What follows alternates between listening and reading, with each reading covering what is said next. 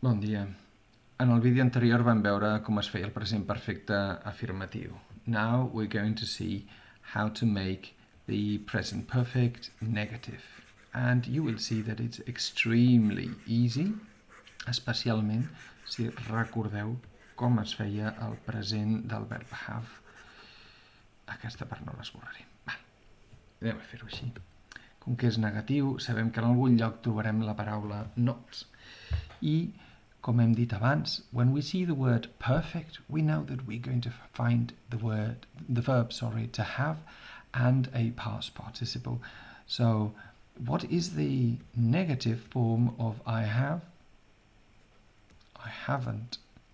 What is the negative form of you? You have. You haven't. Fem-ho així per estalviar-nos una mica de temps. Haven't. He, she, it. What is the negative of he has, she has, it has? It hasn't.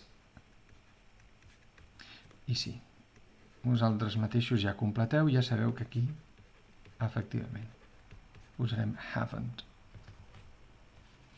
I després, quan tenim la paraula perfect en la descripció d'un temps verbal, necessitem el participi de passat.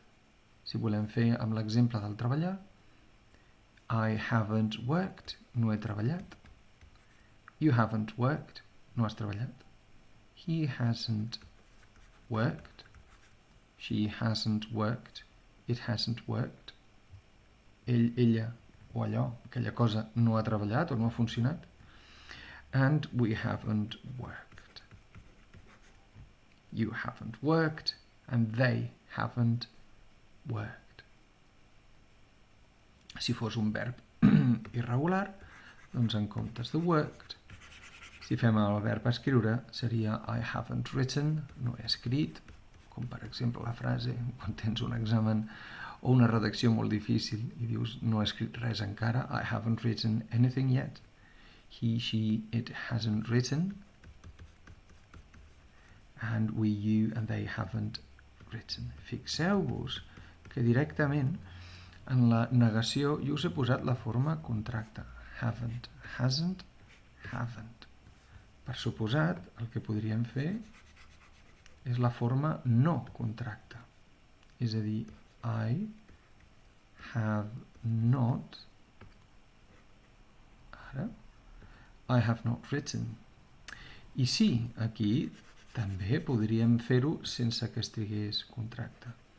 She has not written, etc. I aquí també ho podríem fer. Però com ja avançava en l'altre vídeo, el de l'afirmativa, normalment quan parlem diem I haven't written, she hasn't written, and you haven't written. Ho anem directament així. També seria possible això, com a alternativa. Seria una... Hem fet la primera alternativa seria haven't, la segona have not, i la tercera I've not written. I've not written. And here, instead of she hasn't written, she's not written. Seria també una alternativa vàlida, més col·loquial potser. We've not written. No sé per què, en el moment en què intento llegir-lo en veu alta, em surt un accent més informal. I've not written, she's not written, and we've not written. Seria una tercera opció. Jo aquesta només la recomanaria quan estigueu descrivint un diàleg informal. No sé si és més britànic o americà. Potser és més britànic. Potser. Però a l'hora d'escriure I have not written o com a molt I haven't written. Però aquest d'aquí deixeu-lo només per quan estigueu parlant o quan vulgueu representar com parla la gent. I fins aquí la negació del present perfecte simple.